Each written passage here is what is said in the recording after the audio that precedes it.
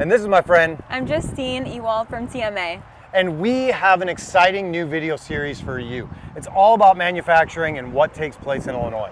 We are going to meet the people that run these companies. We are going to get on the shop floor and we are going to see what it takes to work for manufacturing. Manufacturing is a thing in Illinois that more and more people are trying to get involved in. And so we're gonna find out the who, the what, the why, and we're gonna get put to the test and see if we can actually do the jobs that the people inside are doing. Where are we today? We are in Prairie Grove, Illinois at Alliance Laser Sales and the Laser Development Center. And I'm a little scared. We got some activities today and we're gonna be put to the test like Tony said. Let's do it.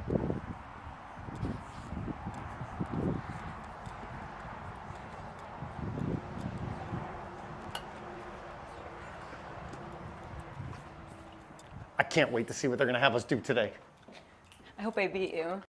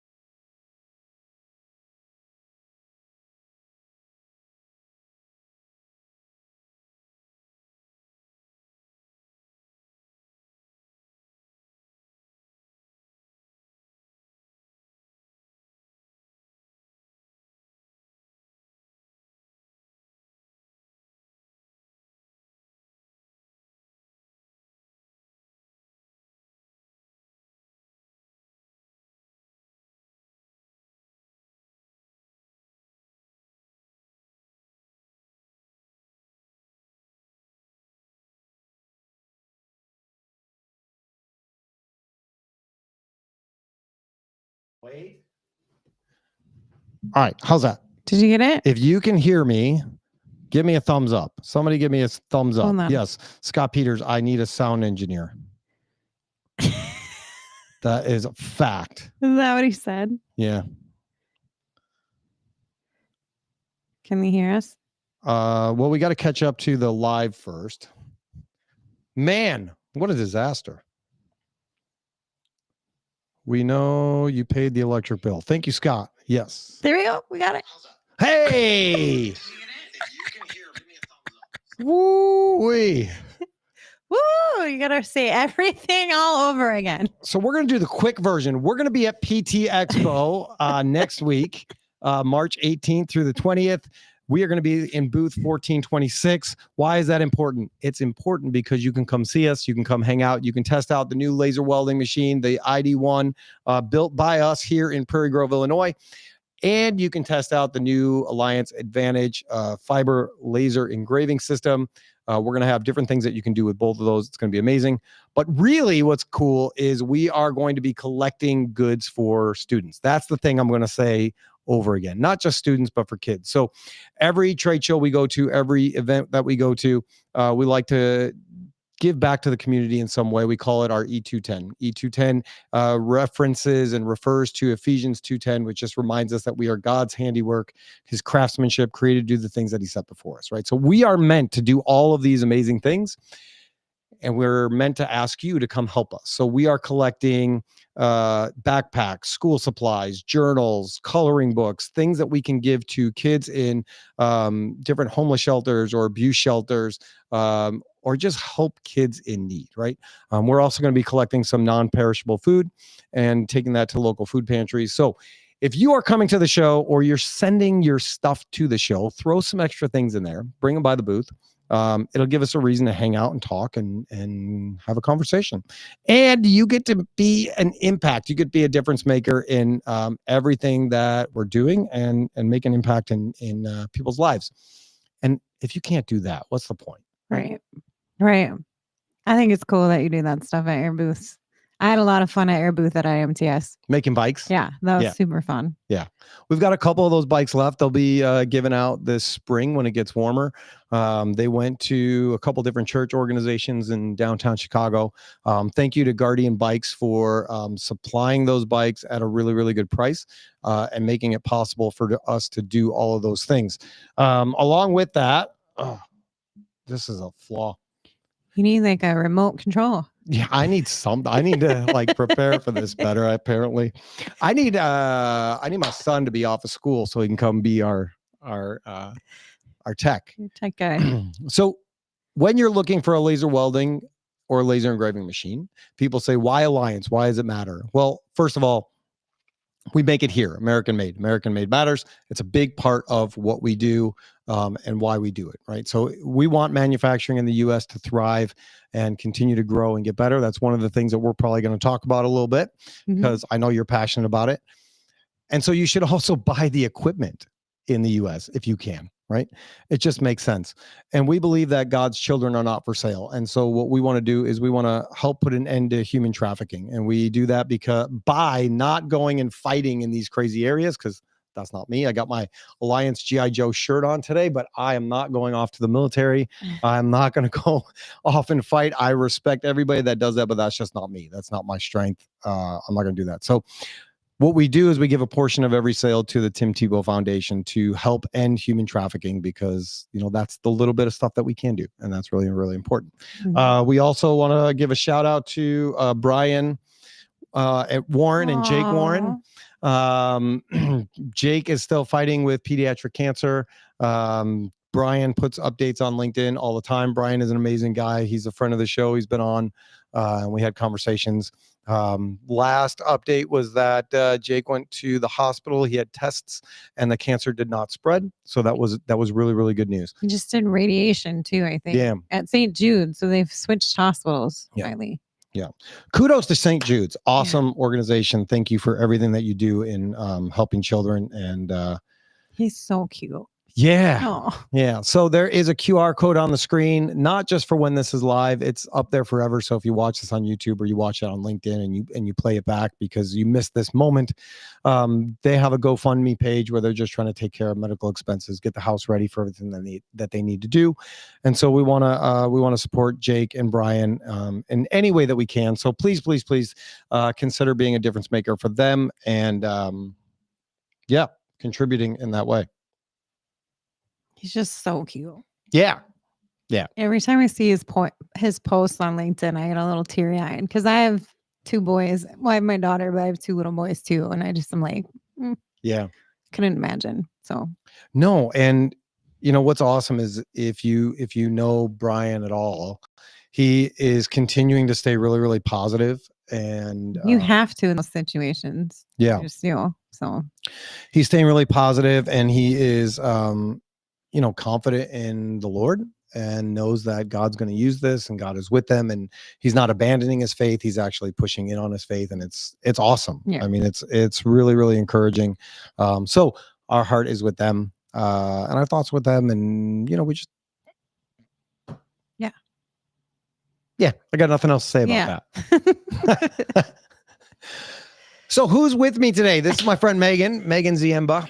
Did I get your name right? You did. Well, Ziemba is like how everybody else said. I know Ziemba is another way, but we say Zimba, or I say Zimba. So I tell people, I tell people to think of Simba from The Lion King and just add a Z, but it is Polish. It's from Ziembaski or Ziemba. Okay. They think maybe the ski got dropped off when ancestors came over here, but Polish, German, and Irish. Got it. Yeah. So, and my first name isn't Meaghan. It's actually Meaghan. Yeah. That's what I said, right? Yeah, you did. But some people call me Meaghan. Some say Meaghan. I've just given up on the whole name pronunciation thing. I'm just like, whatever works. Just call me whatever. If you need to call me, hey girl, that's fine. Hey girl, too. hey. Hey girl. You over there. What? So I always say, like when you said people missed it because we had no audio. So you're welcome. that you've been getting my name wrong forever. Oh yeah. I thought it was you say Demacus? I thought it was Demacus. Yeah. Yeah. And like you, I think I've been called worse. So it doesn't really matter how you pronounce it. Right. I mean, either way you thought of me. So that's I'll take it. I'll take it. But you and I met at, was it NPE? The plastic show. Yeah. It was the first time that I've been to that show, and I was completely overwhelmed, and it was a big show. It was ginormous. I've never seen like that size of machines. Yeah. But I've seen that size of booths before because I've been to there was a show called Electronica in Munich or Hanover, where Hanover Messe is. And I've seen huge booths, but they were running machines that were hitting the roof of the building. And I was just like, NPE is a monster. Yeah. It's cool though. It's cool, but I feel like I always say this, I feel like NPE is almost too big. It's just, there's so much stuff that it's hard to keep track of what's what. Yeah. For first timers, especially, it was a little difficult for me to like figure out where to go and when to go. And it was pretty massive. And then this past year was the first time, from what they told me, or was it last year? When was that? That was 2024. Yes. So they said that was the first time they combined like the conference part of it with the trade show. So you had all of the sessions, and they said they never did that before. I never have time to go to a session. I mean, it's usually just at the trade show. Yeah. But IMTS does the same thing. They have like mini conferences within IMTS, and then they have like classes you can take, certifications you can get, and like sessions and all that stuff. And it's a lot to decide what to do. Yeah. So we met at the opening dinner, right? Like they had the musicians, the crazy musicians were there, and they had all the games going on. You actually approached me at the podcast booth.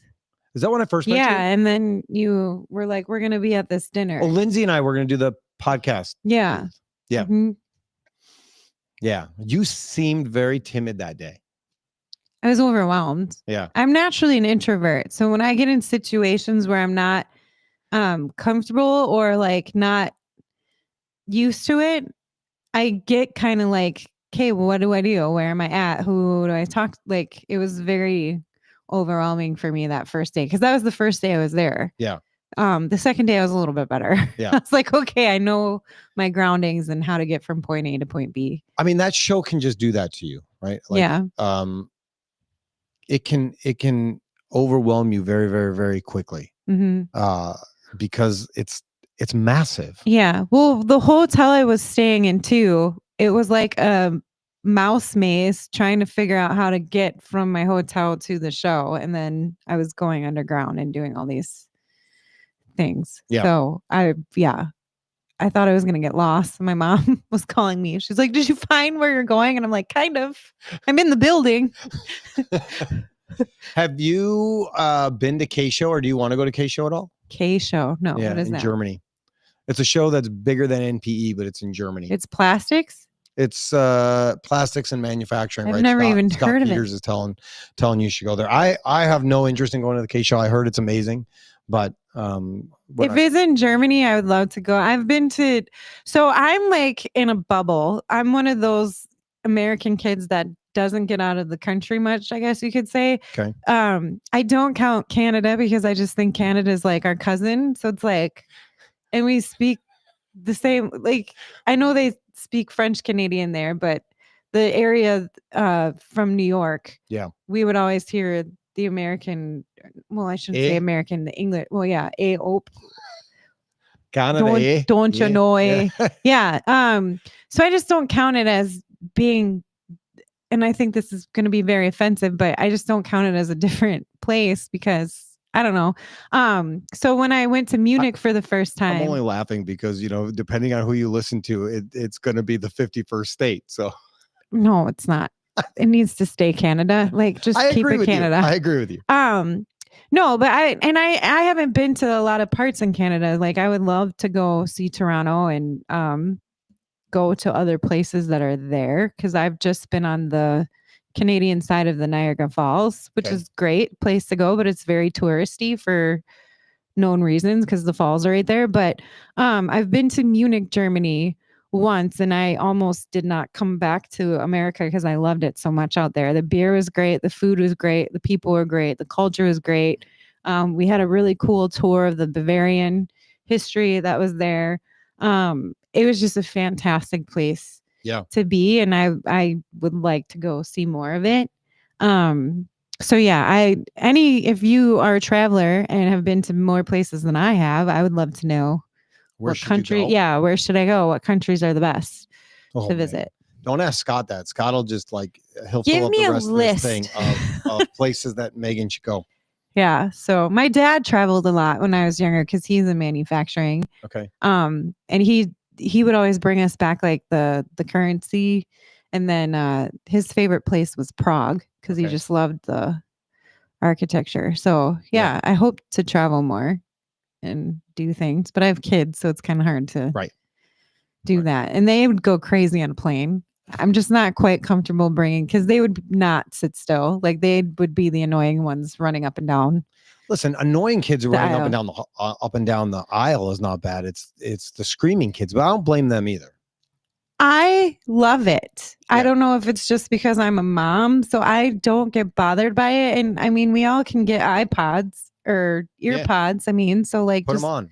Put your headphones on. It's not the parents' fault. And sometimes too, if they don't have a bottle or something to put in their mouth, their ears might be popping, and that doesn't feel good. So I've been on a plane with adults that complain and whine when their ears annoys me more. Yeah, that annoys me more. But I don't mind the kids.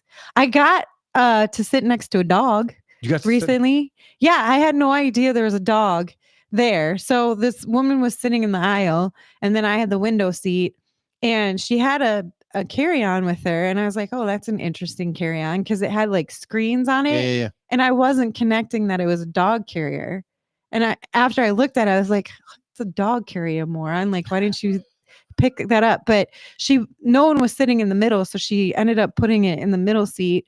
And I was sitting there reading, and all of a sudden I felt something cold and wet on my elbow. And I looked over, and this little puppy's looking at me and just started licking my arm. And I'm like, oh my gosh, hi, how are you? And she was like, she never does that with strangers. And I'm like, I'm just a good person, and she can pick up my vibe. So So before you looked down and saw it was a dog, what was your fear? I didn't have a fear. It just kind of startled me. I was just like, what is that? Like, I thought maybe something got spilled on me or something. I don't know. I really didn't think about it. It just was like, ooh, what is that? And then this little face is looking at me, and I'm like, oh, you're so cute. Best flight ever. It totally was. It was so, and every once in a while she would like just sniff at me and then put her paw on me. So yeah, it was cute. So Scott Peter says, Oktoberfest is the best. Phuket, Thailand is best in the winter. Ooh. Taiwan is cool. Hong Kong is fantastic. Prague is beautiful, all caps, in the fall. Salzburg and the Lakes region in Austria is a must visit. See, when I went to Munich, we spent a little time in Austria, and I felt like I was in the Sound of Music. It was great. Yeah. Yeah. I was just like, but it's weird. So here's the story. So I'm the youngest of 6 kids. My mom's dad, so my grandfather, he came here from Germany. The story is he couldn't go back to Germany because he was considered AWOL. So he was part of the Nazi youth. Okay. So he came here, met my grandma, got married. Then my mom and my dad got married, which I guess was a big argument because my dad is Polish. So German and Polish people get along. But when my mom was pregnant with me, her dad like literally went up to her and said, I'm not going to be able to hold this baby. So he knew that he was dying. Oh. And I think he died like 3 to 6 months before I was even born. So I never met my grandfather. Fast forward to when I took the trip to Munich, which is close to the city that he grew up in. Like, it was either Stuttgart or Stolz or something like that. It was close to where he grew up. I told my mom, I'm like, it's the weirdest thing. Normally when I go to new places, I have that uncomfortable feeling because I don't know where I'm at. And it's like, ooh, this is kind of weird. It's new. What do I do? I didn't have that when I visited Germany. And I told my mom, I'm like, it's the weirdest thing. It felt like someone hugged me when I came there. And she's like, I bet it's your grandma. So I was like, oh, that would be interesting if it was. So if it was Scott, you would know because he's like a giant. Who is this person? Scott is like the Nephilim. He's just Where this did you giant come from? hulking man, but he's a great guy. Love Scott. So what is your background? How did you, now you're doing Mavens, right? Yeah, I've been doing For now. Mavens. Yeah. So my background is I'm a technical writer. That kind of gotten overshadowed with Mavens of Manufacturing. And then I got labeled as an influencer, which is kind of weird to me because I just weirdest title. Yeah. So I'm very appreciative of it because I do feel like I'm influencing younger generations. So there's these 2 little girls, Peyton and Aiden. They have the hashtag Junior Board of Directors. Okay. They watch my podcast and they watch Automation Ladies. And their dad actually works in the field, Hank. He's an amazing guy, Canadian, amazing guy. And he just lets them watch our shows and they ask him questions and they ask if they can try things. And I've sent them some welding stuff in the Automation Lady. So we've kind of taken them underneath our wing. I know Ann Wyatt's going to be doing an interview with them. Oh, really? Yeah. And I want to interview them because they just get so excited and they've done some pretty cool things. Like they had to raise money for a school thing. And so they created their own logo and then they designed hats and Hank shared the link and they sold out, I think, once or twice with these hats. Yeah. And raised money for whatever school thing they were doing. And they might be at Automate this year. So the only reason why I'm going to Automate is to meet them. Because I think it's cool. And I think we need to do that kind of connection and nurturing to get people excited about things. So, but I'm an industrial tech writer. I love writing about engineering and manufacturing. I love writing about companies, especially small to medium-sized companies, and just how they're changing the world and making a difference. And And Mavens is just, something that it's a passion project of mine.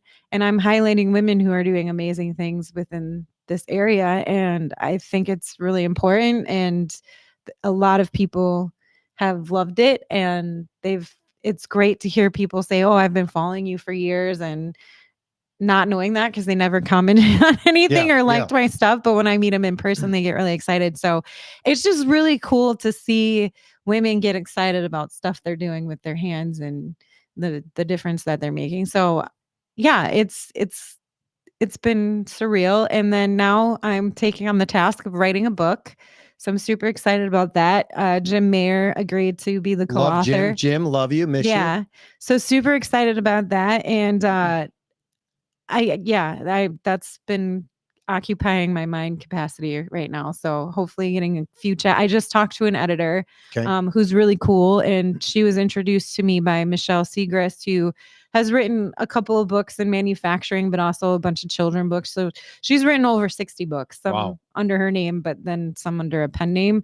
And she introduced me to this editor, and then I connected with the editor, and I'm like, okay, now I got to do this because it's like serious. And then Jim agreed to co-author, because when I first asked Jim, he's like, no, I don't want to do that. Like, I don't want to take the light away from you. And I'm like, I'm asking you for a reason. Like, I want you to be a co-author. Right. So I met him at IMS, the Industrial Marketing Summit.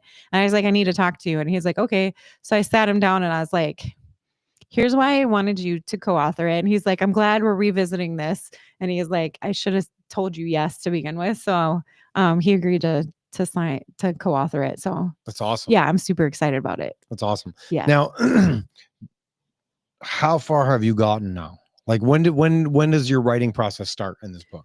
So I have the outline done. Okay. And I need to work on the first basically chapter. Table of contents. No, it's the outline. Okay. So yeah, I guess you could call it the table of contents, but it has more detail to it. So it has like the bullet points and everything. Now I just have to fill in the meat. So I'm going to share the outline with Jim and get his feedback on it. And then I told the editor that by the end of March, beginning of April, I should have the first 2 to 3 chapters to her. So what's the book about? Do you want to share, or is that like... I do want to share, but I kind of don't, because I don't like it when people take my ideas. But no, I'm just kidding. Not really. Listen, but that's real though. Like, you're gonna know if somebody takes your ideas, but even if they try and take your ideas, they're not you. So, it is kind of it's not a spin-off, but it's going to be focusing on this concept of dream gap. And I don't know if anybody watching has watched the Barbie movie. But in regard to that, Mattel did this study with New York University, and it talks about this dream gap. So little girls are way more confident than they are when they reach a certain age. So sometimes they stop believing in their confidence, like they lose confidence and stop believing in their dreams. Sometimes as young as 5 to 6, but on average, it's around 11 to 13 years old where they start losing that confidence and they're insecure. I don't think it just applies to women, though. I think it applies to everyone, where we hit a certain point, whether that's in our youth or even as adults, where we just don't think our dreams are ever going to come true and our aspirations are never going to come true. And I think engineering and manufacturing is that answer for a lot of people who might question what their purpose is in life. So how can we start talking about the opportunities within this sector where kids start to believe I can make my dreams come true because of engineering and manufacturing? Yeah. And I think we just need to talk about it more. And the reason why I wanted Jim to come on is because Jim talks a lot about leadership and soft skills, culture, but how leadership can affect culture and affect employees as well. So what sort of conversations do we need to have to really change it? And we have this workforce shortage. So we have to just stop saying, well, you can make a ton of money, because that doesn't mean a lot for a lot of people. Money isn't the only reason why people like doing things. And I'm an example of that. Mavens doesn't make a ton of money. It's a complete passion project. It's important. And I get very energized from it. So it's there has to be deeper meaning to these connections we're making with the opportunities in this sector. So I think it's going to be good. And I'm going to be interviewing other people within the sector. So like Drew Crow, Nush, who's a CNC machinist. I'm going to interview her. I'm hoping to interview Tony Neary and just some other people that I see doing amazing things. And they're changing the way that we're talking about this stuff. And I think that's key to how we talk about it to younger kids. And the other thing, and this is really annoying to me because we talk about this amongst ourselves all the time. Like, what do we need to do? Oh, we need to be advocates. We need to sponsor. We need to mentor. But I don't see a lot of people actually doing that sort of thing. So I really want people to put their boots to the ground. And this book is kind of going to give that list of how you can do it. And you don't have to spend a ton of money to do it. And if it's just one person that you inspire, that's one more than not inspiring anyone at all. So I'm a big believer in 1% better every day. Like, I'm not trying to shoot for 50% improvement for myself. If I am 1% better today than I was yesterday, I'm still moving up the ladder. I'm not absolutely failing at all. So I think that's going to be one of the focuses too of the book, is just we have the little increments, right? Making the little differences. It's like the starfish story. You know the starfish story? I think you told me With this the little before. boy on the beach. So the little boy's walking on the beach and there's starfish all over the beach. And the little boy's picking up starfish and he's throwing them in the lake or throwing them back in the ocean. Okay. And this guy walks up and he says, "What are you doing? Why are you doing this?" And he's like, "I got to get the starfish back in the water." And the guy says, "You really think that you're going to be able to make a difference? Look at all these starfish." And he picked up a starfish and he threw it and he said, "I made a difference for that one." That's pretty awesome, right? Cute. Like, yeah. Like, I love little kids. They have no filter and I love it. Yeah. No, I don't know if it's a true story. I like to think it's a true story. Yeah. I like the story. It's a great story. That's what it's about, right? Like you can't make an impact on everybody all at once, but you can make small incremental steps that over time snowballs and it becomes this domino effect where you do impact millions of people over time. Well, and the thing is with me, like, it just took one person to say, "Hey, you're doing a great job. I believe in you." And I was like, wow, that meant the world to me. Yeah. I'm not going to stop now, kind of thing. And so if we can just do that for one younger person who might be struggling, because I was one of those kids, I didn't know what I wanted to do when I was going through high school. Do you yet? No, I mean, I like what I'm doing, but and it's interesting because I'm now having these conversations with my own daughter and my own two boys. And it's just weird because, my daughter was a lot different from me. Like, she knew what she wanted to do. She had a plan. She knew what school she wanted to look into. She knew she wanted to go to college right away. And I was the one trying to convince her, no, take time off, go and travel around the world, because that's what I wanted to happen with me when I was having these conversations with my parents. I wanted to be able to just get let loose and discover the world. And they were like, no, you got to go to college right away or you're never going to go. And it was a bunch of peer pressure because that's what needed to happen for me to be successful. Yep. But my daughter's like, no, I want to get it done and out of the way and enjoy life. And she's going to graduate probably next year or the year after, which is really weird for me to say out loud. And she's doing amazing and she loves it. And I'm just really excited to see how far she goes. But even with my younger boys, like, they're already getting interested in a lot of different things. And so we have these conversations and they're like, can I be this? Can I be that? And I'm like, well, what kind of human do you want to be? Like, right. What Start there. What do you love? Like, what are you passionate about? I think Ronan's going to get into cars because he just can't stop loving cars. Like, he's always telling me what car is driving by. And then if I mess up, he's like, you should have known that, Mom. I don't know better. Yeah. You got to be better than that, Mom. So he said he wants to design cars. I'm like, are you going to design Mom a car? And he goes, yeah, I'm going to design you a really cool car. So there's that. But I think that's what we need to do as parents and as community members. We need to let kids figure it out in a healthy way where they're not making bad, because there's so much about childhood trauma we don't know. Sure. And those kids just need one person to believe and support what they believe in. And that's what I'm passionate about. So I'm Yep. hoping this book guides that conversation because there's so much more to the root of getting these kids excited about the opportunities in engineering and manufacturing. It's more than just, well, you're in school now and here's the academic course for you and this is how many credits you need. No, it's you got to know what makes these kids like energized and happy and excited and hopeful. You have to know, and you're not going to know that if you're not having personal conversations with them. Yeah. What do you think causes that gap in the first place? Between adults and kids? No, the dream. Like what crushes the dream? What starts the gap? What makes people get into that spot where they go, I wanted to do this, but I can't do that? I think it's different things for different people. Like for me, and this is no insult to my parents at all. Like I love my parents, but I wanted to travel the world. I either wanted to be a chef or a model or an actress. Like those were the things that I wanted to do, or even maybe get involved in singing. And my mom had her heart set on us either being an engineer or a doctor.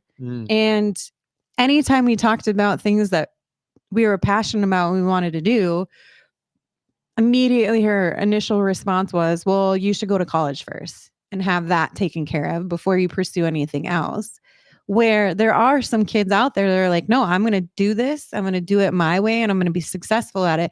Yep. So I think it's just, it could be family influence. It could be society influence, community influence. It could just be assumptions and, old stereotypes that have come through society. And we just have to stop assuming people fit in a certain box just because they came from a certain place or act a certain way or do certain things. Like there's a bunch of people that I've talked to on Mavens that started out in fashion and started out in interior design, started out in the arts, and now they're in engineering and manufacturing. And I just had a conversation with a woman that I met at IMS, and she's like, and she's going to be on Mavens. Her name is Stephanie Austin. She's like, I just wish I knew about these opportunities sooner. So she's been in the industry for 9 years, but she's like, I just wish I would have known about it sooner because it's so fun and it's so exhilarating.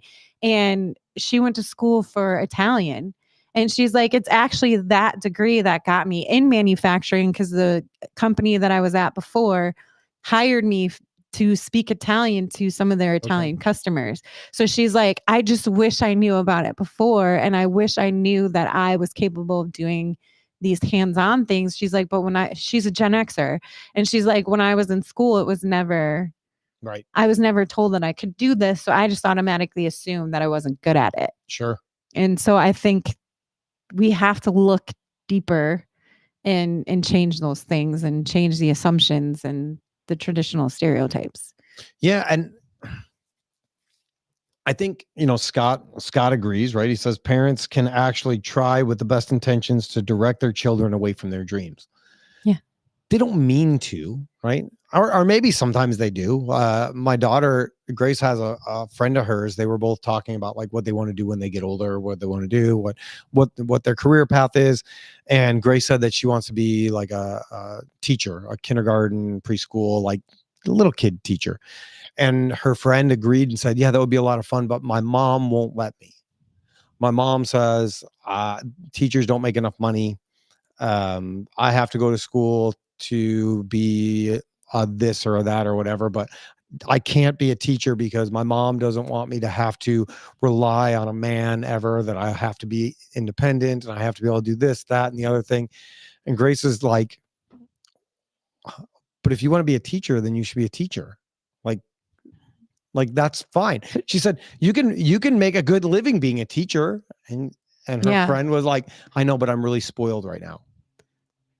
Well, that's up to you. Yeah. Right? Like, and I don't think the whole money portion of the conversation should even be discussed, because I think if you enjoy what you're doing and you love what you're doing and it gives you that sense of purpose, the amount of money that of course we all want to live comfortably though. We don't want to be uncomfortable. Yeah, of course. But I don't think the money situation is the main driver for a lot of people with why they stick to what they're doing. I think Right. it's the deeper meaning behind it that gives them the passion to do it. Right. So my mom and I had a conversation because one of the things that Annie can do is study abroad. She wants to be a traveling nurse, which Okay. they can make Yeah. a lot of money. And I was like, good, you can start paying me back for some of these things that I'm helping you with. But I told her, I was like, you should study abroad. You should go get your passport. And my mom's like, why would you encourage her to do that? Like, so many bad things can happen. And I'm like, Mom, I can't worry about the bad things. Bad things Otherwise, can happen anywhere you are. but if you worry about it, you're Yeah. not going to enjoy life. Right. And I think I think one of the most beautiful things about life are the bad things, because without that struggle, without that hurt and that pain or whatever, you don't appreciate it as much. So I'm not one to be like, I don't over worry. Could something bad happen? Yeah, but what if it doesn't and something great happens and Sure. she has a wonderful experience? And I try to tell my mom that, but I'm the youngest of 6. So she's been through a lot, and her kids are her life. She was a stay-at-home mom. So she worries about every single one of us. And I think me especially, because I'm just like, I'm just gonna do it anyways. Like, I went on motorcycles at 160 miles per hour with some of my friends, and she was not happy about it. I'm like, it's the funnest thing ever. And she's like, you could like seriously lose your life doing that stuff. And I'm like, it's fine. It's totally fine. And then But you know what? You didn't.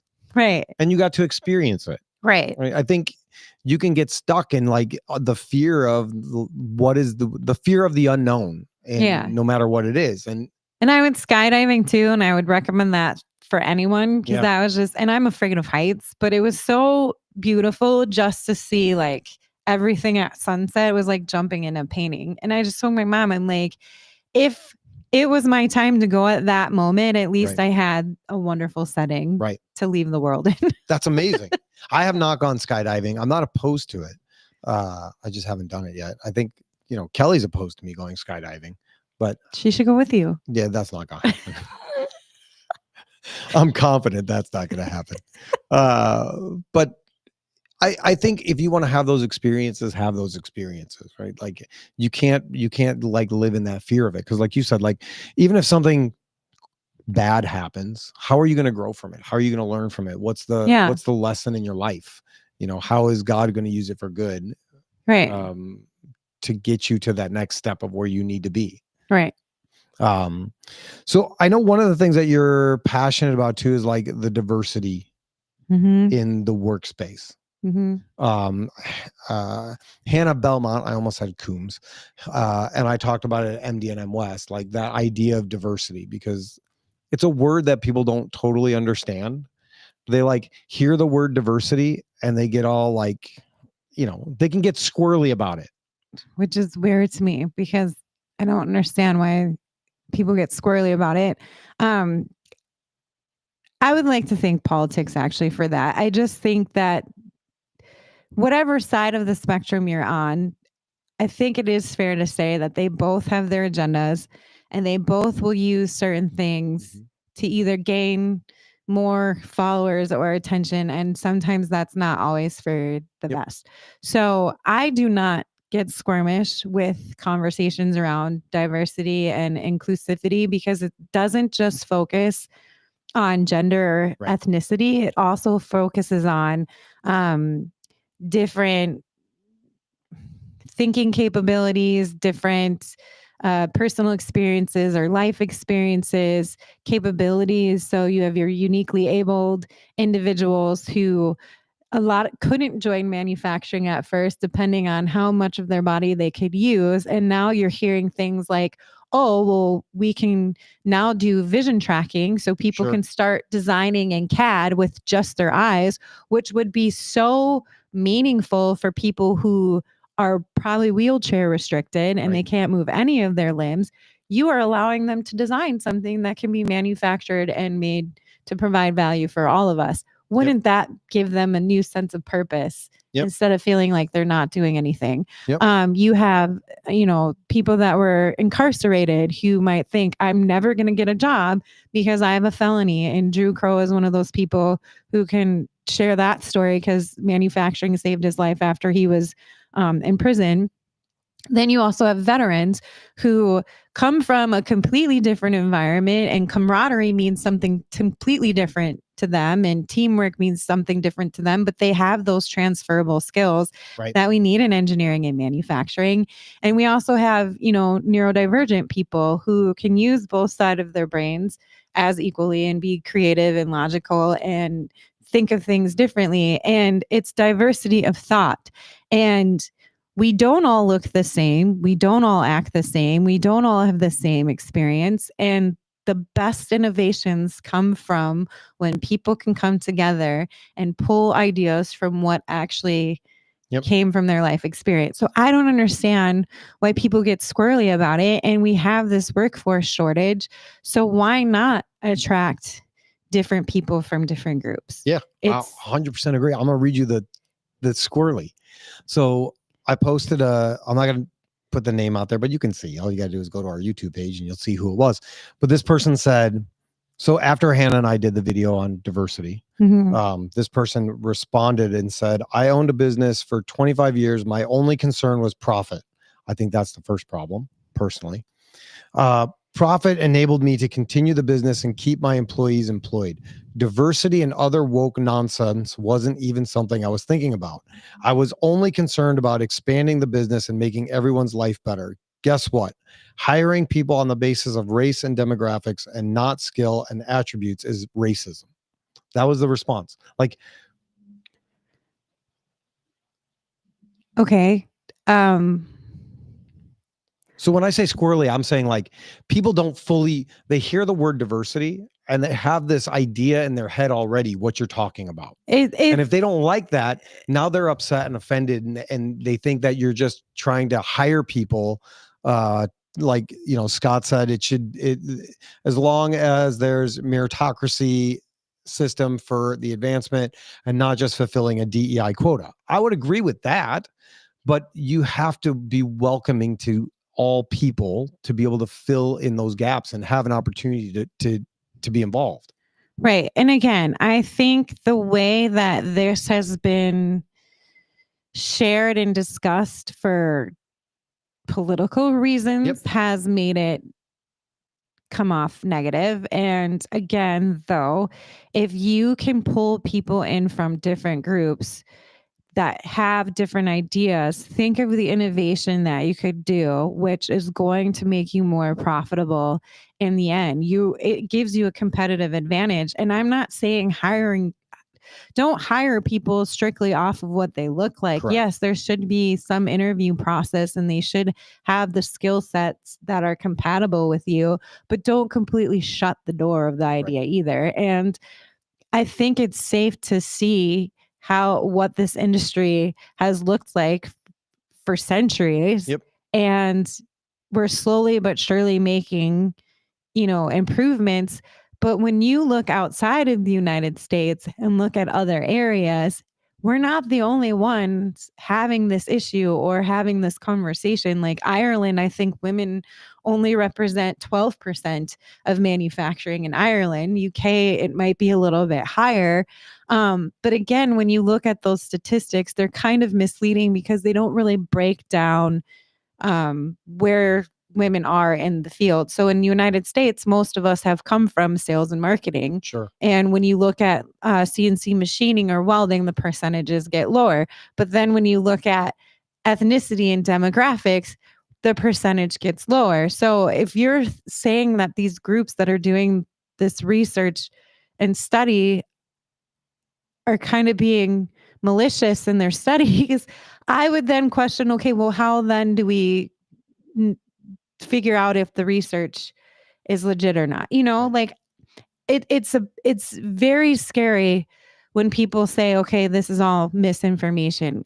I don't think these groups are lying about the research that they're doing and the statistics, because I've met some of the researchers and they're highly intelligent people and they take what they do very seriously. So I don't understand the negativity around it.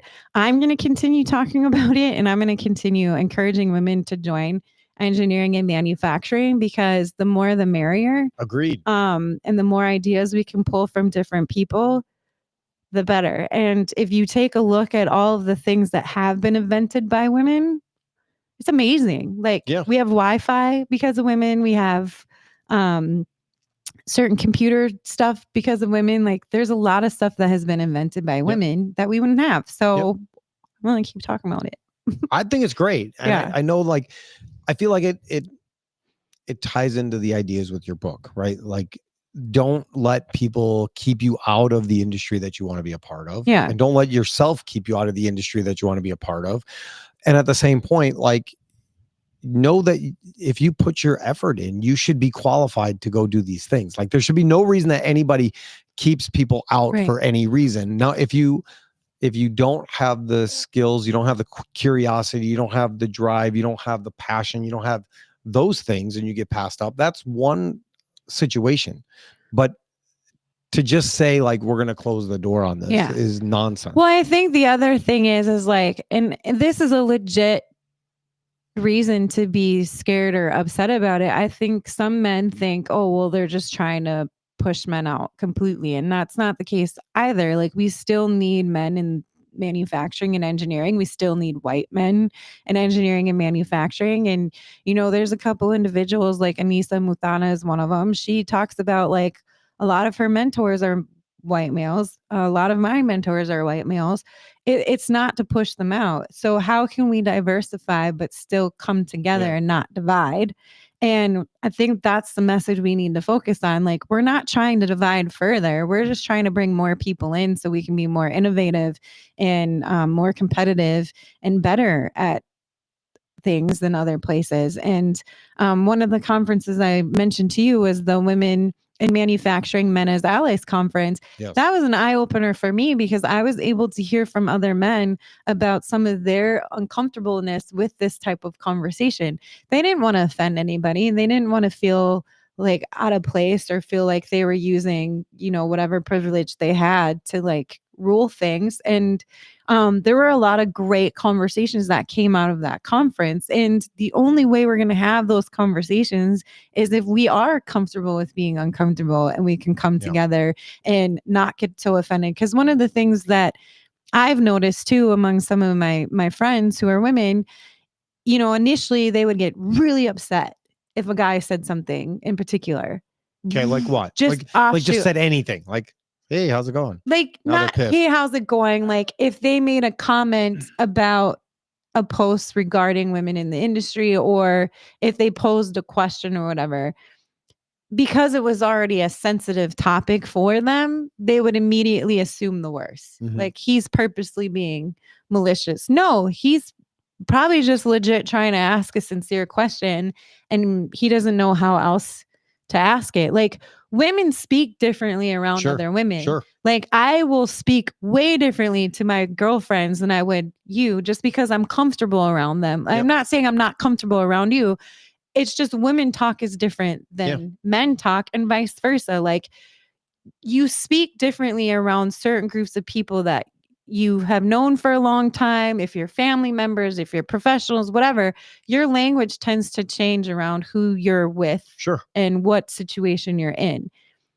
Sometimes there's overlap, and it's not anything malicious. It's just you have to think about how the industry has looked for so many years. When you bring someone new in, it's like, crap, how do I talk to this person? What do I say? How do I say it?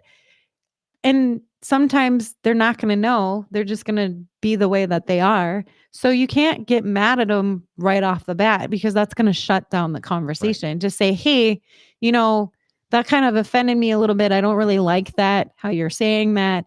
Can we reword this a little bit or whatever? So we just have to be open to having those types of conversations. And one of the books that I have highly enjoyed is Crucial Conversations, because it teaches you how to like take the emotion out of your response and take a step outside of your own personal experiences and ask, okay, did they really mean it this way? are they really a bad person, or is maybe something else going on? Because sometimes I'm angry because Yeah. I'm just having a bad day. So my attitude comes off wrong, Sure. where any other day it would be a completely different response. And we have to start thinking about that. So I don't know. I've kind of rambled on a little bit. No, I think I think all those things are really important. Like you and I talked about before, like when there's a women's in manufacturing event. Mhm. Like I had never shown up before. You should. Not because I didn't want to go and support women in manufacturing, and I thought this is the good old boys club and it should only be men, but because when it's called women in manufacturing, you look at it and you go, I shouldn't go to this. You should though. I'm telling you, you should. I know. But I know you have told me that. I get where the assumption comes from, and that's where we need to do a better job at educating people and saying, no, you're more than welcome. I remember 2 years ago, I went to Automate in Detroit, and we did organize a women's only thing. Yeah. But it's because it was a smaller group. We've all gotten to know each other really well on LinkedIn, and we consider ourselves friends.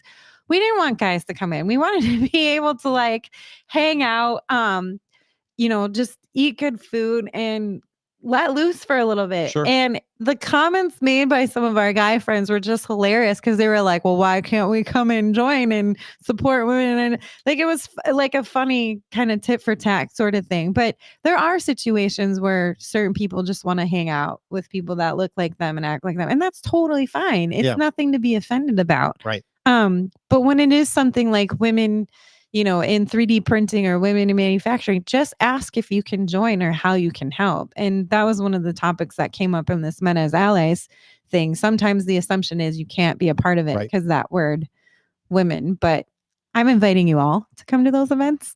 Hey, we have all men. We have now been invited. Yes. Come to the event. Go hang out at the women's events.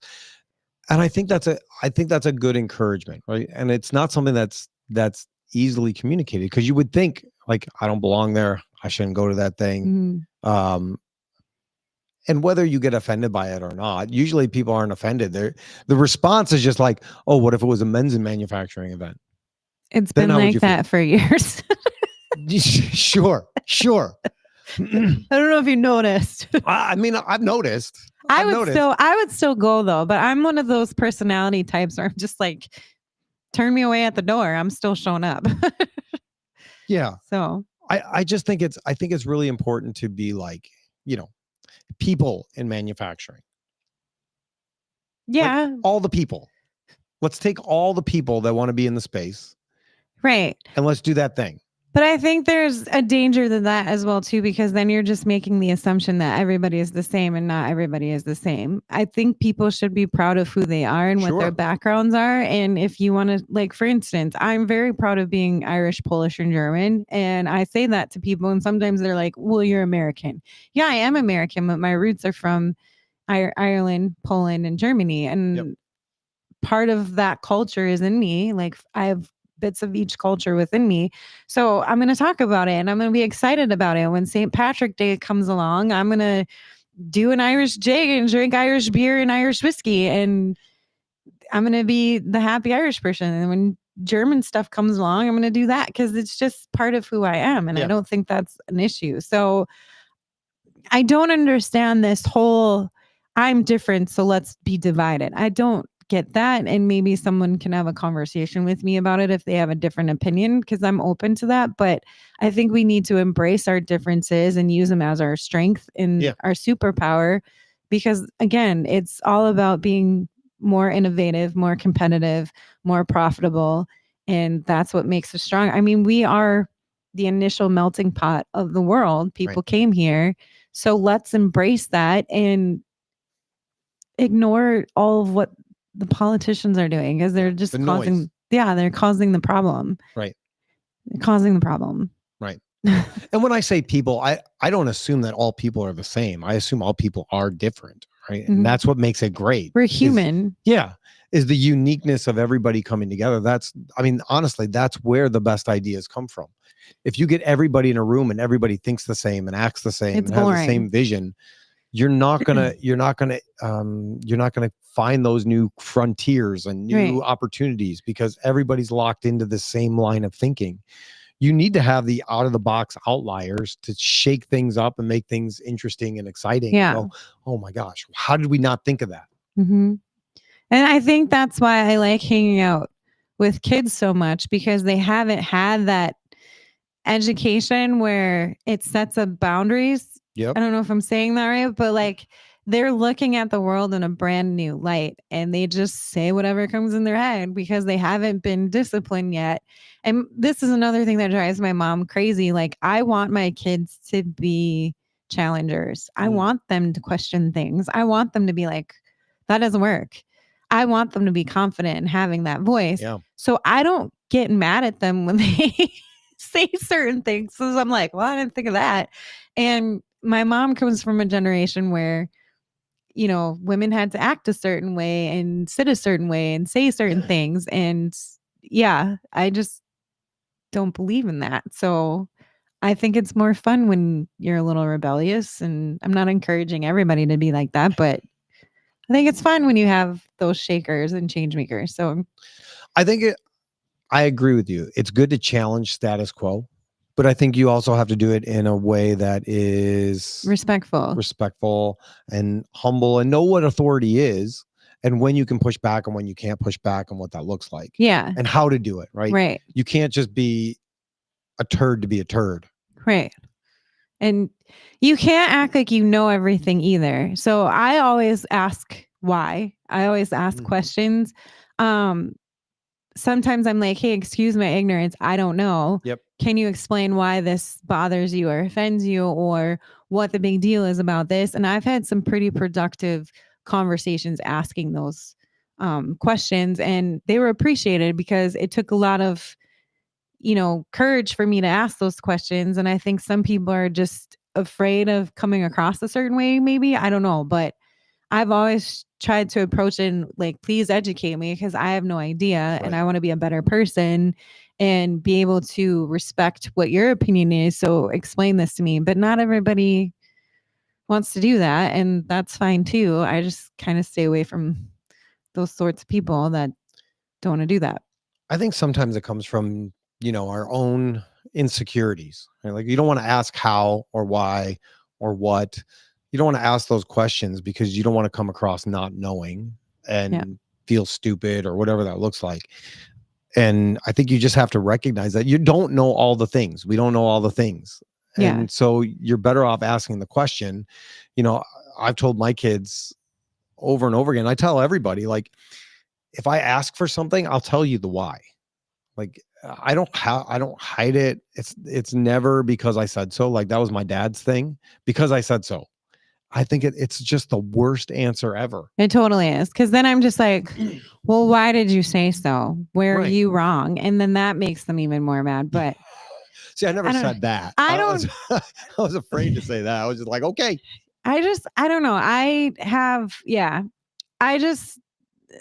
This was an issue with my former husband and myself because I just don't have a filter. I'm naturally curious. I'm a storyteller. So I want to get the full scoop. I want to know what it is. And I think that's what makes me a good storyteller, because I am naturally curious and I'm not afraid to ask those uncomfortable questions, because it does help me become a better human being. And, you know, sometimes we would meet people out and I would ask him 20 questions right off the bat. And he'd be like, you just don't ask those questions when you meet someone for the first time. And I'm like, well, I do. How else am I going to get to know him? Like, how else am I going to understand? And he just would shake his head at me. But I have heard some pretty cool stories without having a filter and just going straight for the jugular on question.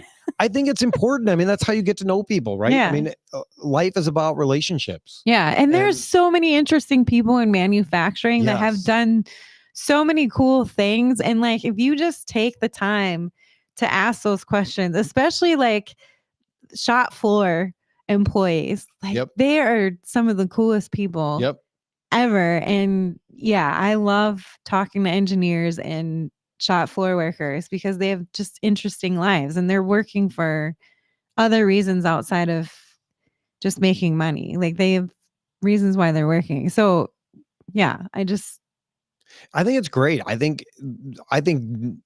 we don't ask enough questions of the people around us. Which is weird because in engineering and manufacturing, part of the whole thing is to ask why something isn't Yeah. working to figure out a problem. So just engineer it. Like Right. be an engineer with humans and just keep asking why.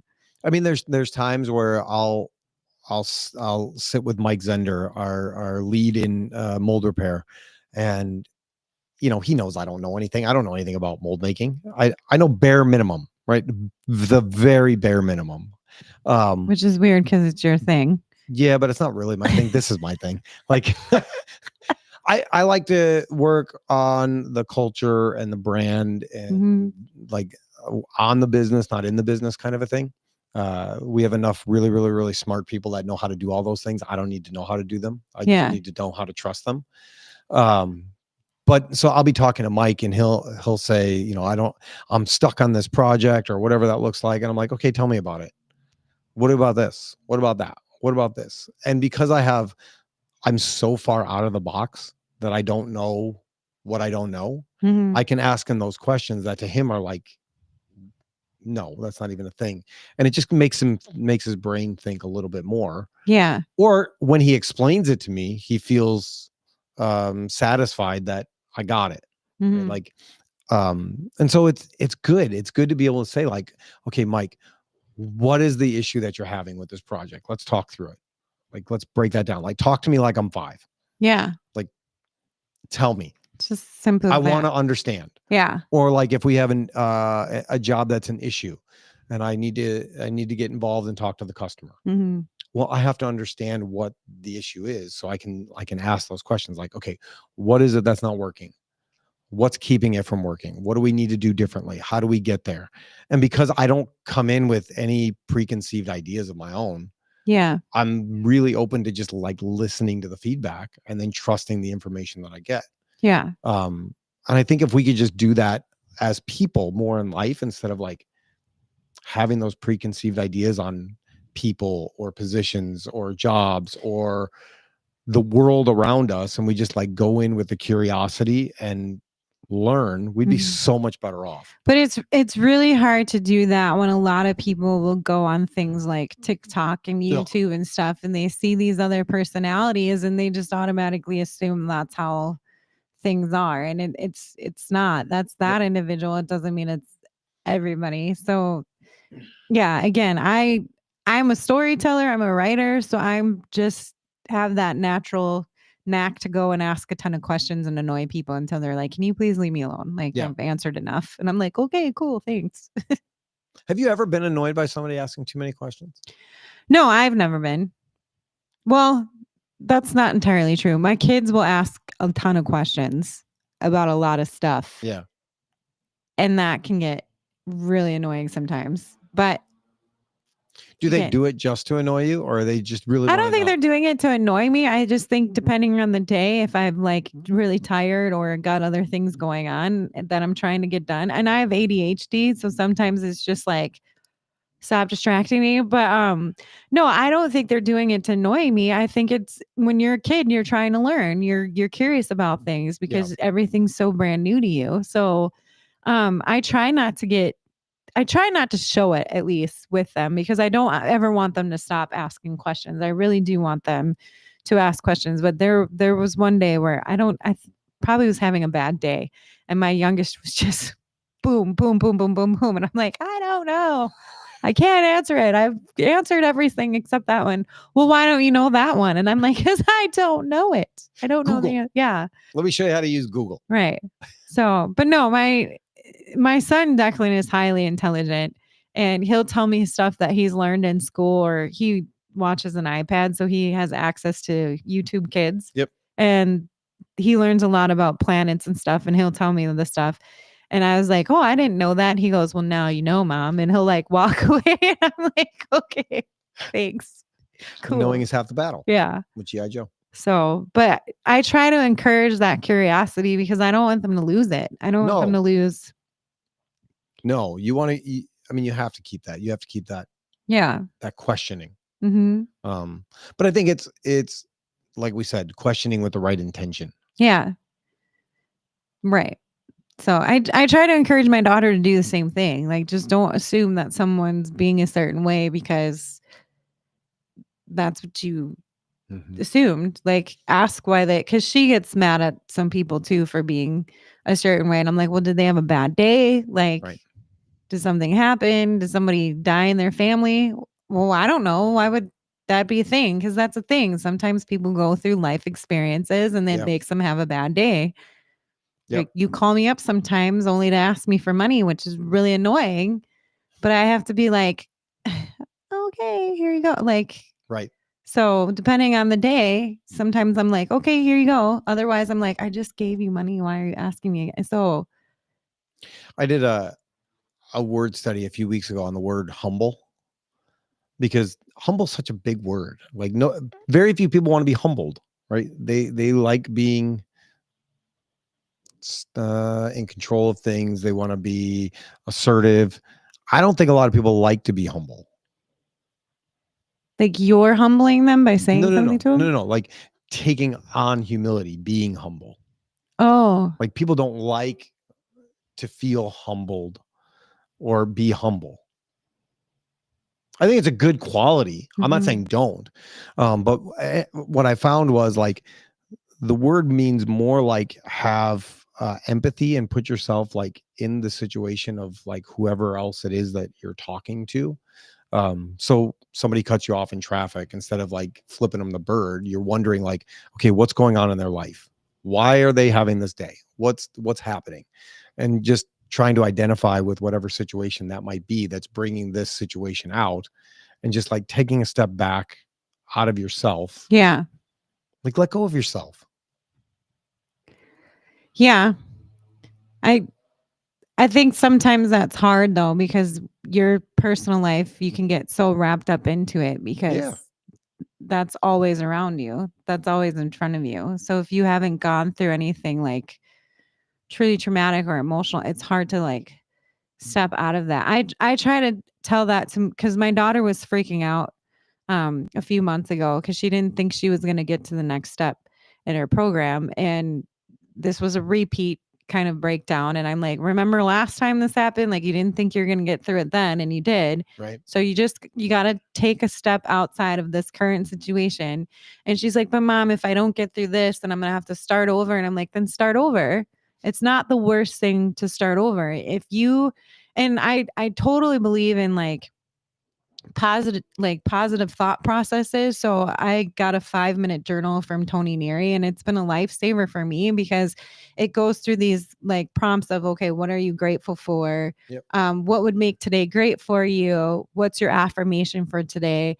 And then at night you fill in what the 3 highlights of your day were, and then the lesson that you learned for the day. And if you just keep thinking negatively, you're going to have a bad day. But if you can change your mindset to Yep. be more positive, you'll have a positive day. So I'm working on that because there was like a stint there where um, I wasn't, I do really bad if I don't follow routine. Like my ADHD goes all over the place. And then I'm just like, I didn't get anything done. And I just start crumbling.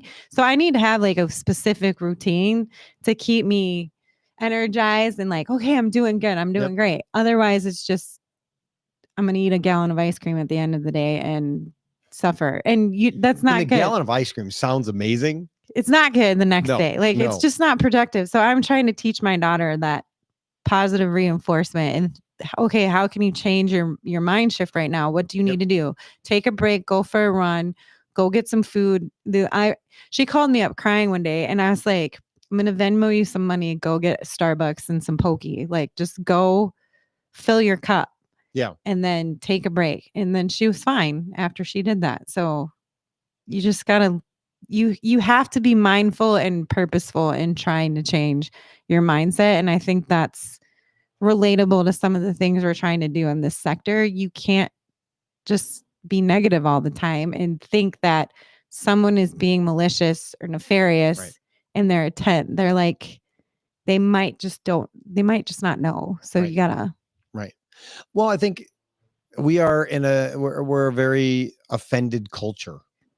Yeah. Like people want to be offended. It's almost like they want to be offended. Yeah. It gives them a little bit of, dopamine to be offended so they can There's get a- all angry and riled up instead of just thinking like, okay, what did this person actually mean? There's a comedian that did a skit on that, and I can't Really? remember his name. And it's the most hilarious thing ever because he has a British accent too. Okay. So that just added on to the comedy of it. But he was talking about like how everybody just gets so offended about certain things. Oh, you have baggy pants. Yeah. I'm offended by your pants. Like just ridiculous things like that. And most people, I mean, I really believe, I think most people are not trying to be offensive in the things that they're doing, saying, whatever. I mean, you know when somebody is and when they're not. But I think for the most part, people are not, they're just not trying to offend people. They're asking questions. Like they legitimately want to know, or they don't Yeah. understand, or whatever that looks like. but there are some people that like being trolls, and Of you can see that on course. LinkedIn. Of I'm course. just like, why did you even have to say anything? Of Just course. keep your comment to yourself. Of But course. And then we feel bad for those people. I don't. I feel bad for them. I mean, I don't even get angry. I just feel bad for them. Like, I don't feel. what are you hoping to get out of this comment? How do you feel like this is going to help any situation? They want to be right. They want to be right. Yeah. So I just let them. Okay, be right. Be lonely and right. I'm gonna go Good for get you. my coffee and honey and write something. You want to do some 5 questions? Yeah, we got a lot of comments from Scott. Did you see that? I did. Yeah. Scott. Uh-oh. You just moved your I TV. did. Yeah. This cable's not long enough. Good thing we don't need to see that very much. At 69, I could retire. No, I'm not 69. This is from Scott. I could retire, but I like what I do and making things. So I've been plugging along now on my own gig. That's cool though. Yeah. Scott's a great guy. I hope one day you get to meet Scott. Are you going to PT Expo at all? I didn't know it was in Rosemont, so I might since it's close. He'll be there. He'll be at the SPE Mold Technologies booth. So if you want to find out what's going on with the SPE and the Mold Technologies booth, go see Scott Say Peters. I've met Scott before. You have? I want to say that I have. He's kind of hard to forget. He's a giant man. I want to say that I've met him before, but I don't know. I've been in the industry a long time and I've met a lot of people. So, all right, let's see. Question 1. Would you rather be the world's greatest tetherball player or find $100 on the ground? I don't know what tetherball is. So do you ever see Napoleon Dynamite? Yes. You know the game they play where they hit the ball around the pole? Oh, that thing? Yeah, that's tetherball. I would rather find $100 on the ground because I've done that before and hit myself in the face plenty of times and it's just not fun. So $100 on the ground. That would make you not the greatest tetherball player? Yeah, no. No take the thanks. $100. I'd take the $100. Okay. Save my face. What minor inconvenience bothers you for no reason? I don't know. Minor inconvenience? Yeah. Like for Jack, when Jack wrote this, it was getting gas. He hates getting gas. Okay. As a writer, I'm doing this 75 hard challenge that I mentioned before, and I have to drink a gallon of milk. So the water. Sorry, excuse me. I'm thinking of chocolate chip cookies right now and milk, and I can't have either of them. So that's frustrating. So now the minor inconvenience is having to go to the bathroom every 20 to 30 minutes while I'm writing. Yeah. It's annoying because then I'm like lose my thought and I come back and I sit there for 10 minutes like, where was I going with this? So that's when inconvenient. You should just take your laptop in the bathroom with you. But then I'm afraid I'm going to drop it in the toilet. And I don't want to do that because I've dropped my phone plenty of times. So yeah, I just keep electronics away from the bathroom. It's probably a good idea. Yeah, never again. It's a good idea. I don't know if we did this one. If you were promised $10,000 to cut off a finger, and then for each additional finger, 10 times that amount. So 2 fingers would be $100,000. 3 fingers would be $1 million and so on. How many fingers would you cut off? I wouldn't cut off any of them because that's ridiculous to do that. No. I'm good. Okay. I'm good. Do people actually do this stuff? I don't know if they do it. I Okay. mean, these are just.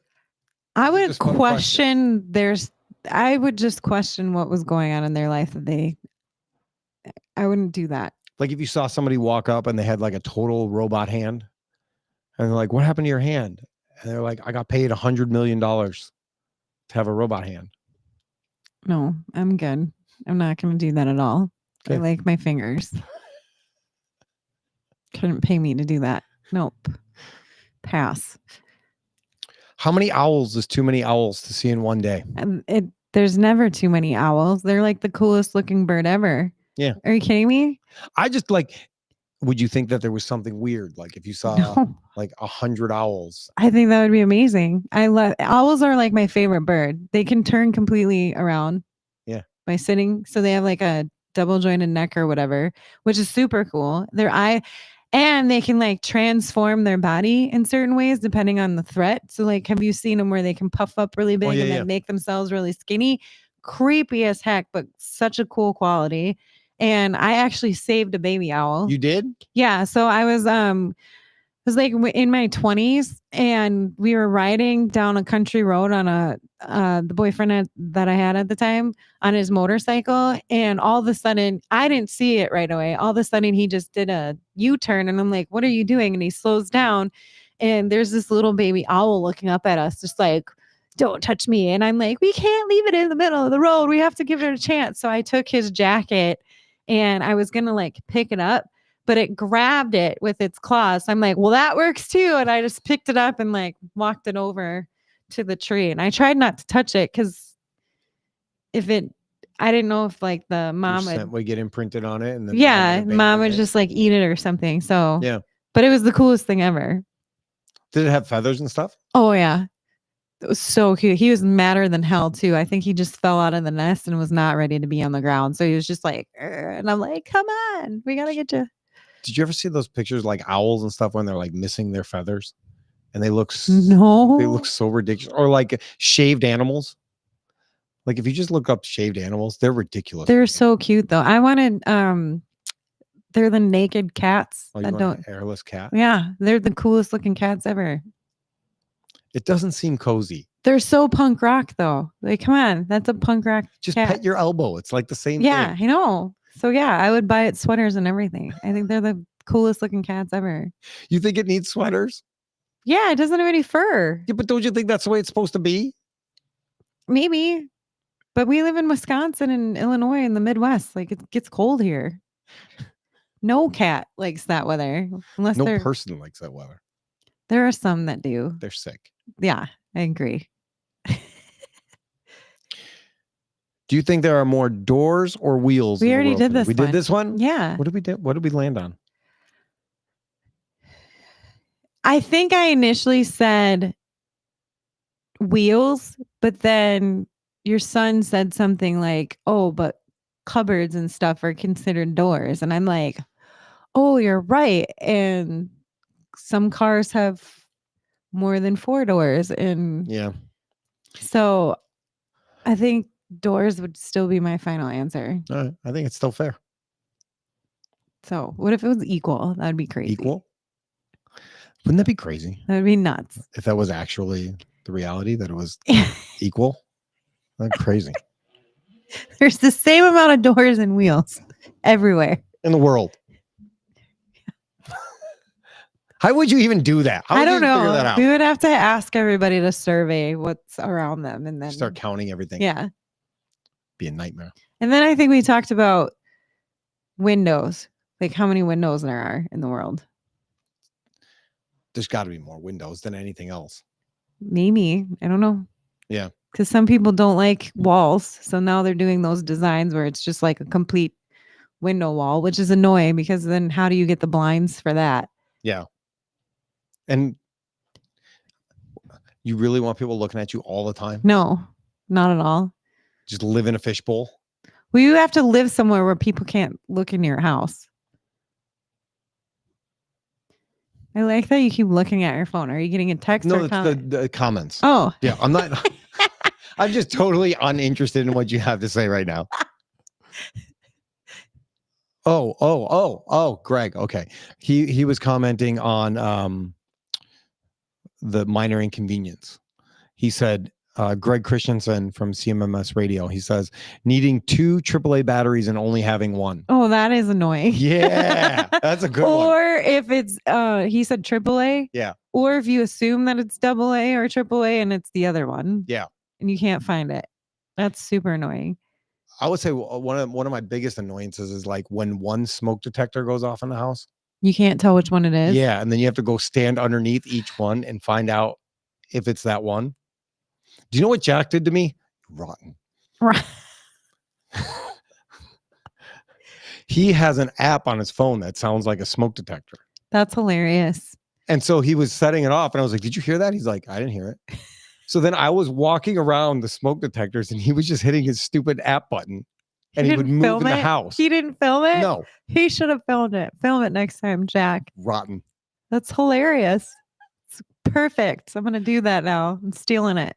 Do it. I encourage that. I'm gonna do it with my dad. He's gonna get so frustrated. You can blame my son.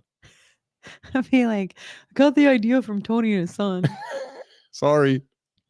It'll be okay. Sorry. Hey, any prayer requests before we go? I mean, I would just keep praying for Brian and Jake. And yeah, I also have a friend who has cancer. She's been dealing with the last 3 years. So for her too, I'm not going to give her a name because she's more a private person. But yeah, just cancer sucks. Totally does. It's ridiculous. Yeah. We need to get rid of it. Cure that. Which is why we need to bring more people into engineering and manufacturing. Yeah.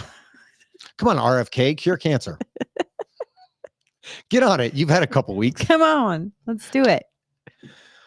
Anything else that you want to talk about before we wrap up? No, just be good humans and make sure you subscribe to Mavens of Manufacturing. And if you are interested in continuing a conversation with me, feel free to connect with me on LinkedIn. How could you not with that smiling face?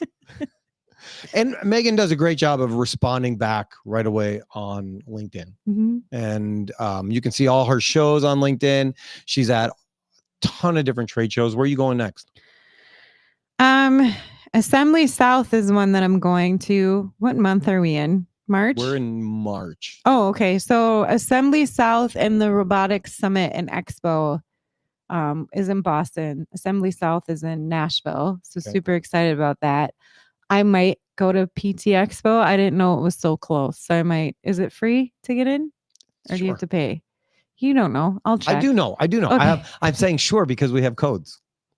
Oh, well, maybe I'll get the code from you and swing by one day. Because Rosemont's not that far. Yeah. Is it at the Donald Stevenson? Donald D. Stevenson. We were just there for the car show. So yeah, you know exactly where it is. Yeah. So I might swing by. It's a simple show. And you know, who knows? There may be some mold makers there or molders or machine people that need some technical writing done. They do, because I don't see a lot of stuff around that industry, but maybe it's because I'm not part of it. I mean, it could be. So I guess I'm coming. I got to see. Sweet. It'll be awesome. I'll come. Why not? So that's Tuesday, Wednesday, Thursday of next week. I would probably only do one day. Yeah, that's all you need to do. Okay. It's a nice small show. You can knock it out in a day. There's there's an opening reception on Tuesday. Like in the morning? Mingling and networking. No. Oh, at night? In the evening, yeah. Okay. I'll think about it. I'll let you know. Thursday. I'm trying to get this book. Don't go Thursday. Okay. And why? Boring? It's the last day of a show. Oh, yeah. Those are always terrible, kind of dead and boring. Do you People guys just do want to pack up and go home. Anything with students? I don't think they bring in any students. I'm not totally sure, to be honest with you. Should do that. They probably should. Yeah. Scott also said Taylor Barnett at CDM. So back when I was more involved in part of the SPE Mold Technologies division, we started a program that you might actually like, where we were looking for young people that were getting into the industry, Mm, and then we were tracking their journey. So we started cool. talking with Taylor when she was still in high school, and we filmed her journey from like being in high school to being an apprentice at CDM, and what that looked like and why she got involved in it. And the series didn't keep going as long as we would like it to for whatever reasons. But it was really cool to see that. Like, and Taylor's she's a great person. So for when you're talking about your book and like Yeah. people getting involved in the industry, she might be a great person. What to does talk she to. do now? She's a machinist over there. You could believe. probably film her today and like just repurpose that content you filmed before. Yeah. I would need that. Yeah. There's a couple episodes that we did. Hannah Belmont was shooting those. You should do that again. Another series. We have to share the stories or people are I not going to come agree. join. I agree. That's why Justine and I are working on making manufacturing fun again. That looks so that we cool. can tell those stories. That looks really cool. So, you know, here's the thing. There's always something, Mhm. right? Like there's no shortage of ideas. Mm-mm. There's just a shortage of time and resources, right? Like Right. I'm sure you and I could put our heads together and come up with like a million things that we should do and could do and what that would look like. It's just a matter of having the time and the resources to be able to do it. Yeah. I was telling Jim Mayer about make manufacturing fun again. Like I didn't show him anything. I just explained it. And he was like, dude, you want to come do that in Arizona? Like I'll line up companies, I'll line up You should do it. sponsors, we'll do it all. You just got to like come out and do it. And I was like, okay. You should do it because then that gives you a reason to go there for other business things. Yeah. No, I get all of that. It's just a matter of like, how do you carve out your day, like with all the other things, right? Like, we do this show so I can promote Alliance. That's part of that, right? And everything you say yes to, you're saying no to something else. You can't say yes to all the things. Like, You but gotta there's so many. prioritize. Yeah. So There's I so would many cool definitely ideas. prioritize that though, because it's in Arizona and Arizona is great. I don't disagree with So you. that at would all. be my thought process. I don't disagree with Warm, cold. I'm going there. That's what I'm doing. you. Mountains, no mountains. Yeah. The only thing you have to be concerned about, do they have scorpions? They do have scorpions. Okay, yeah. Scorpions and rattlesnakes. Yeah, no. See. Yeah. It might still be too cold now though. In Arizona? We went over Thanksgiving break and it was like 50. Still warmer than here. Yeah, but So not warm enough for the rattlesnakes. oh, They're, that's like, fine. hot. That's fine. Yeah. That was another fun dog experience. So I went out there for Rattlesnake's not a dog. right, but no, my ADHD went Got back it. to the dog story. We were out there for some AMT event and they were doing something with Gardner and we got into an Uber and the Uber driver had a dog with him. And immediately the dog gets out the front seat and comes sits on my lap and falls asleep in my lap. And I'm like, this is the best Uber drive ever. And he's like, you must be a really good person because they don't do that ever. Oh. And I was like, I am a really good person. And I'm like, can I keep your dog? He's like, you can't keep. And he was really cool because he actually had like a massive stroke or something. And he had signs in the back of the Uber explaining why he sounded a little bit different. And he just was like, please don't think that I'm drunk or something. Oh. And he's like, I had a stroke and he told us the whole story about it. And I was like, how long ago was this? Because I'm a little scared. He's like, oh no, I'm good to drive. And I'm like, okay, good. He's like, I know what you're thinking. Like I was going to stroke out again or something and crash the car. So I just thought it was cool that he made sure we weren't making any assumptions. And we had a conversation about it. And then he was talking about some of the things he did in manufacturing before his stroke. So it was all fun. And his dog was sleeping on me the entire time. And I was just like, this is the best. Do you do that? Do you get an Uber rides and just start talking to the person? Depending on how they are. Yeah. I've had some pretty angry Uber drivers for whatever reason. So I just let them de-stress and I sit in the back. I always give them a nice tip and high ratings just because I think that would make their day better. And that's can't be an easy job. No. So I actually have a really good rating on Uber as a passenger, so I want to maintain that. So if they don't want to talk, I don't force them to talk.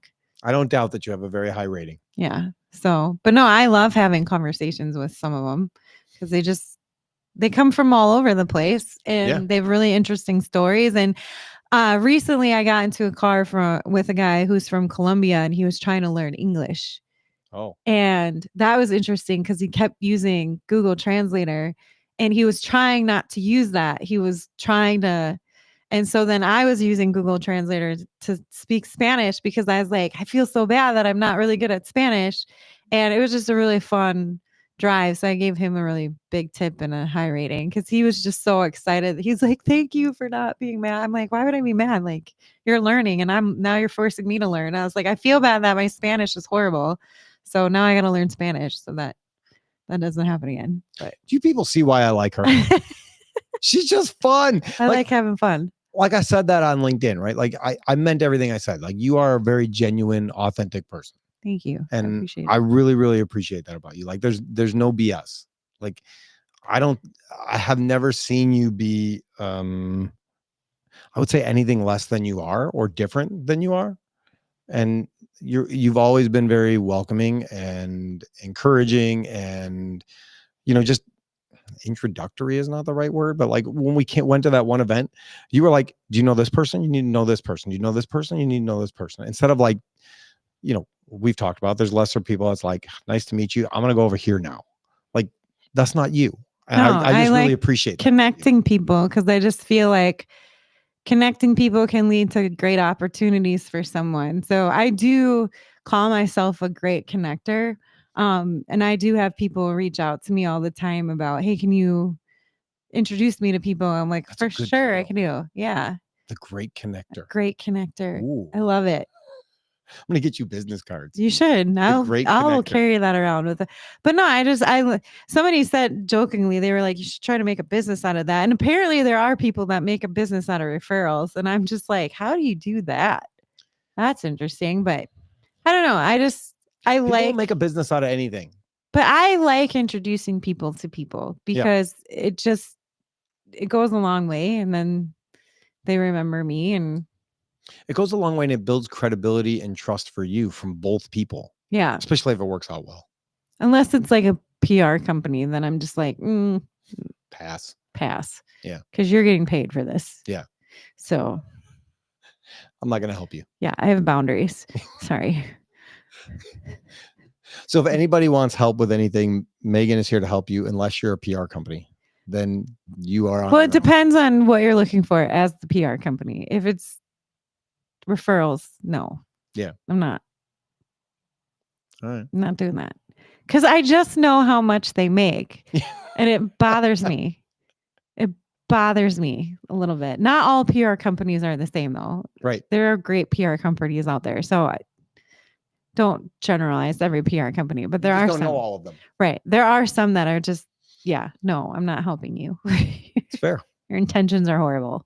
All right. Well, let's pray so you can get on the road because I think you probably got to go soon. Yes. All right. Heavenly Father, thank you for today. Thank you for my friend Meaghan. Thank you for allowing us to connect and be able to share stories and enjoy each other's time and pour into each other's lives and just have fun with what that looks like. Thank you for this time today and the stories and the conversations we were able to have. I just pray that it was useful to somebody and it brought a smile to their face, brought them a little bit of joy. It gave them some encouragement. Maybe it made them feel like they don't have to give up on their dreams and they can do the things that they want to do, the things that you have already purposed them to do. You are in control of those things and we give you our lives. So whatever it is that you say we can do, we can do. And we know that you'll be there with us through all of it. We pray for those people who are struggling with cancer or sickness or disease of whatever sort that is, that they wouldn't lose hope and they would find strength in you. And that includes Brian and Jake and his family and everybody else that's dealing with those such things. And so as we leave, we just pray that you would bless this time and you would bless all the people that had the opportunity to listen and be part of this experience with us. And we love you. And it's in Jesus' name we pray. Amen. Meaghan, thanks for being on the show with me. It's Thanks, been Tony. so much fun. Yeah. It's always fun. it's always fun.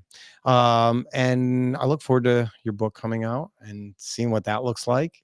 And Super excited. yeah, it's going to be fun. Mhm. Now there's pressure because now you've said it. Yeah, I said it, and it is pressure, a lot of pressure, but I'm going to get it done. So it's fine. That's all And you have. Jim's going to be helping me, so I'm super excited. Yeah, Jim, I hope you know that the pressure is now on you too. So good luck. It's going to be like, dang it, Meaghan. Good luck. So really that's it. That's all we got for today. We will see you all at PT Expo next week. Stop by our booth, bring by some, bring back a backpack or journal or some coloring books or even puzzles. Just things that we can bring to kids in the different shelters and what that looks Do like. you have an age range?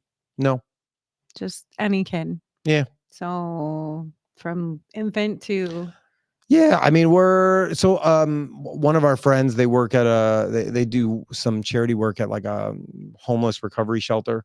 okay. And some of the things that they need are like, things for the kids to do while mom and dad are doing whatever they need to do. Okay. So like puzzles and coloring books and activity books and journals and different things like that. I feel like I need to come now with some stuff. Yeah, I love it. So Meaghan will be there. Come by and see us, and yeah, we'll see you there. Thank you for watching. Thank you for listening. Take care and God bless. Now I'm going to lean forward and shut off the live stream.